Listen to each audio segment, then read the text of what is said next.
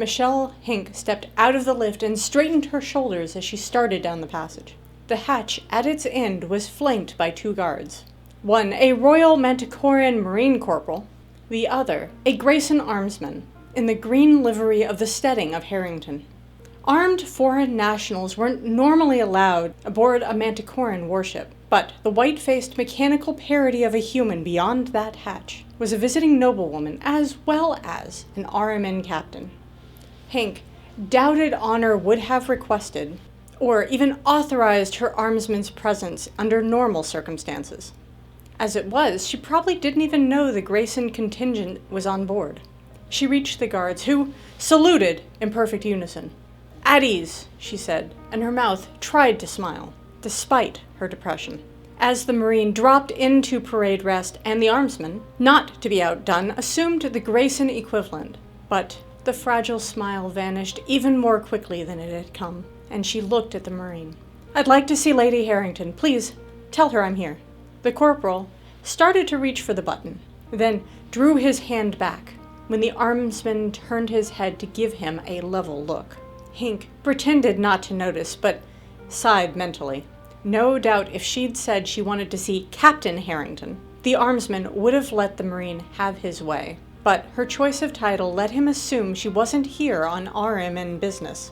The fierce protectiveness of Honor's Grayson attendants had startled her, until she discovered they not only knew about Paul's death, but the verdict in the young court-martial as well.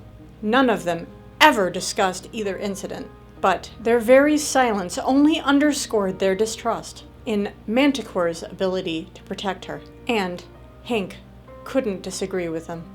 She gave herself a mental shake, cursing the way her own mind savaged her with memories of her cousin, as the armsman pressed the button. "Yes." It was James McGinnis's voice, not Honor's, and the armsman cleared his throat. "Captain Hink to see the steadholder, Mr. McGinnis." "Thank you, Jamie." A soft tone sounded, and the hatch began to open. The armsman moved aside, and Hink stepped past him. A worn-looking McGinnis met her just inside the hatch, his swollen, bloodshot eyes weary. The sleeping cabin across the main compartment was sealed, and there was no sign of Nimitz. "How is she, Mac?" There was no way Honor could hear her in the sleeping cabin, but Hink kept her voice low, almost a whisper. "No change, ma'am." McGinnis met her look with one that dropped its own barriers, to reveal the depth of his anxious grief. "No change at all. She just lies there, ma'am." The steward wrung his hands in uncharacteristic helplessness, and, despite the vast difference in their ranks, Hink put an arm around the older man and squeezed tightly. He closed his eyes for just a moment. Then she felt him draw a deep breath and released him. "Nimitz?" she asked in that same quiet voice. "The same." McGinnis shook himself and stepped back, gesturing her toward a chair as if just remembering his manners. "He won't eat," the steward said as Hank sat. "Not even celery." His mouth quivered in a fleeting, sad smile. "He just lies on her chest and purrs to her, ma'am, and I don't think she even hears him at all." Hink leaned back and rubbed her face with both hands, in a futile attempt to scrub away her own fear.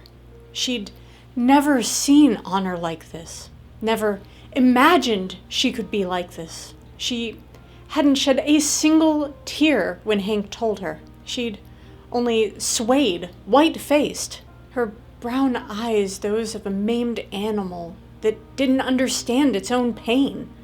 Not even the heart-breaking keen of Nimitz's lament had seemed to touch her. Then she turned to Clinkscales, still without a tear, expressionless as a statue, no longer human but a thing of ice, and her voice hadn't even quivered as she gave her orders. Nor had she seemed to hear him when he tried to speak to her, tried to express his sympathy. She'd simply gone right on in that terrible undead voice, and he darted one agonized glance at Hink, and bent his head in acceptance. 15 minutes later, Honor had been in Hink's pinnace, headed for Agony. She hadn't spoken to Hink, hadn't even turned her head when Hink spoke to her. She might as well have been on another planet, not in the seat just across the pinnace aisle. She'd simply sat there, dry-eyed, clutching Nimitz to her chest, while she stared straight ahead. That had been 2 days ago. Agony had been delayed breaking orbit by the need to take on reactor mass, and Lord Clinkscales and Protector Benjamin had insisted on holding her another 6 hours, while they transferred up an entourage for Honor. The Protector hadn't said so in so many words, but his tone conveyed a message Hink would never have dared ignore.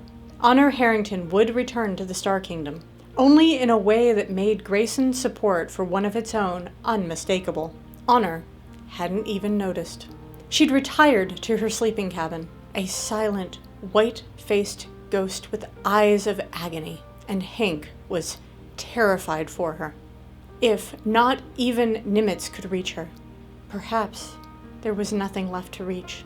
Mike Hink was probably the one human in the universe who knew how desperately lonely Honor had been, how much courage it had taken to let Paul into her heart at all, and how much she'd loved him once she had.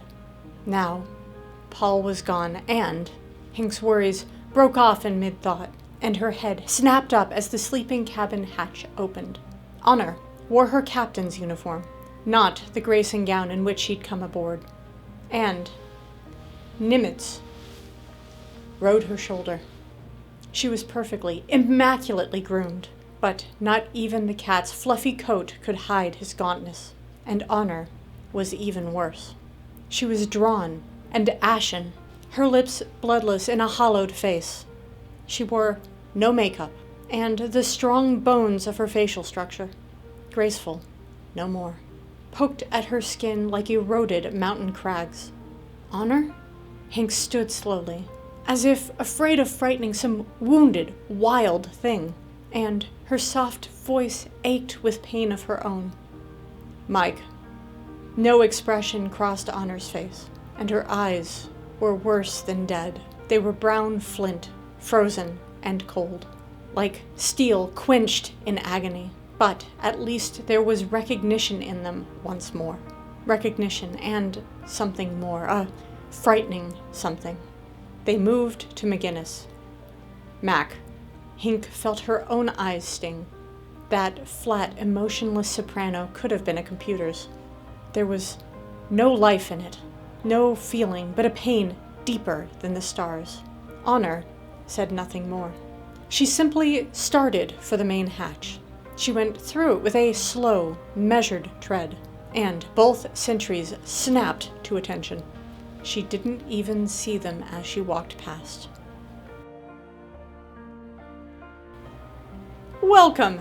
This week I will be reviewing my most requested book, Field of Dishonor by David Weber, here on the Board Goddess Book Reviews.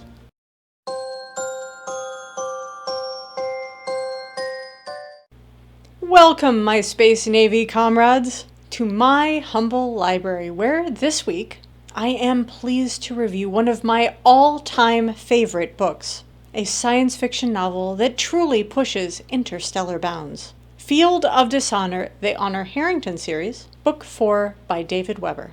Please remember that by liking and subscribing to my channel, you are helping me carry on uncovering unique stories, and to keep creating video book reviews for your enjoyment and entertainment. While you're at it, please feel free to toss a comment or two my way below with thoughts on the books I review, as well as things you'd be interested in seeing added to my videos or my reviews. Or you can just say hi. And before another moment goes by, thanks to each of you who have become a part of my little gatherings. You make each video worthwhile. Allow me to introduce the one and only Nimitz, who is taking over today for Mad Max.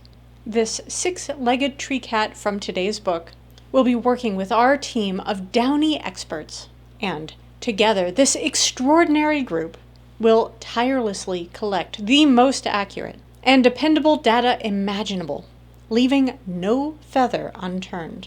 So stay tuned, my friends, because at the end of this review, I'll be sharing ratings so flawless, it's as if they were meticulously crafted by the gods of precision themselves.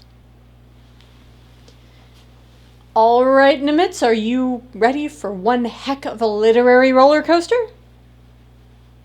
Then let's dive right into a world like no other. This week's offering is a fantastic work of science fiction. Field of Dishonor, Book 4 in the Honor Harrington series, by David Weber, the author of many incredible books. Just a quick heads up, this book is geared towards a more mature audience, specifically older teens and adults.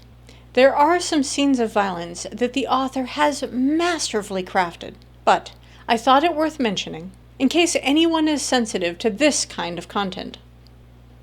Captain Honor Harrington has managed once again to achieve the impossible by defending Hancock Station against the Peep attack, despite facing bigger and more advanced enemy ships, and being abandoned by a coward who wants to destroy her. Now, that coward is up for court-martial, but as the son of a politically powerful noble, his family may still be able to protect him. She is about to confront her darkest day yet, as her enemies are determined to kill her, but not before inflicting such profound pain that she would yearn for the release of death. Unfortunately for them, they have gravely misjudged the strength and resilience of the woman they have targeted. The day I discovered my first Honor Harrington book, Flag in Exile, at a second-hand bookstore is etched in my memory. The book was discounted, boasted stunning cover art, and the synopsis was too tempting to pass up. I immediately fell head over heels in love with the series. The main character captivated me, not only due to her strength and courage, but also because of her unwavering dedication to protecting others from harm, which she executed with remarkable style. So, it was only natural that when several requests were received on my website from other fans to choose one of the many books in the series, of course, I couldn't wait to share my thoughts. These books are written in a way there is something for everyone. This book, in particular, did not have the epic space battles that I know appeal to many, but it had the political drama, the emotional trauma, and the deep affection the main character brings out in others, which is the sort of siren song that makes an incredible book to me. Picture a world teeming with tactical and strategic possibilities, now add a dash of murder and revenge, and characters that are able to get you right in the feels. I'd call that a wild and wonderful ride. Well-written politics and stories is something I've praised multiple times within my reviews. I believe it can bring a sense of realism that is crucial to the narrative. After all, politics affects everyone, regardless of their social status or wealth. And just as the laws and opportunities presented in the story's world have a significant impact on the characters and their actions, this is also true in our own societies. I also absolutely love the relationships portrayed in this book, as well as all the other books in the series. They possess a certain depth of emotion that resonates with my soul on a profound level. It instills in me a sense of trust that somewhere out there, these kind of people truly exist. Finally, and definitely one of the biggest high points of the books, are tree cats. I seriously love me some tree cats. These six-legged wonders are one of my all-time favorite aspects of the stories, and was, in my mind, a stroke of genius by the author. There were only a very few points I feel I could critique in this story. The writing, occasionally, could be excessively technical, which is favorable for certain individuals and less so for others. The technology depicted in this narrative is impressive, yet it appears to be downplayed. Although starships and hollow systems are definitely science fiction, there is a lack of emphasis on other advanced technologies.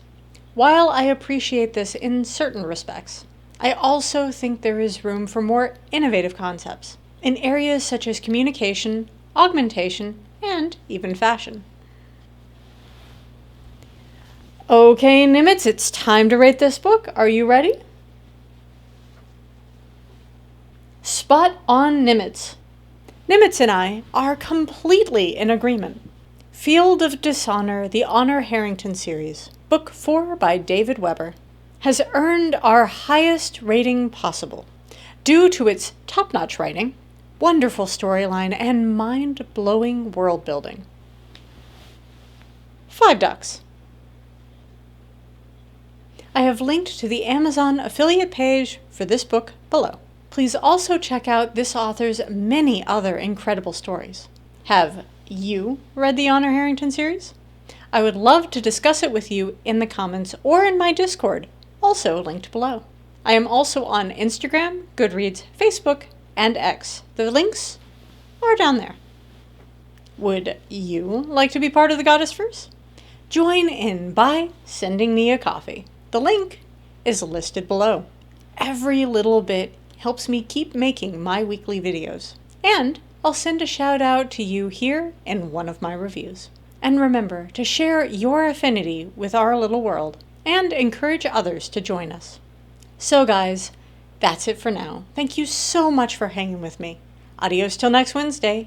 May your day be epic and may awesomeness follow you like a puppy needing hugs. Bye all.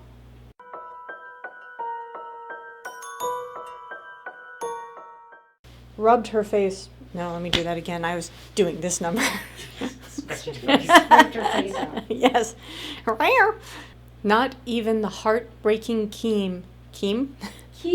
I know! Admiral the Board Goddess. Admiral the Board Goddess. Admiral Goddess. It's as if they were meticulously crafted. Crafted? When Quebecing a story. Yes. I am also on Instagram, Goodreads, Facebooks. I'm on them Facebooks. The Book of Faces?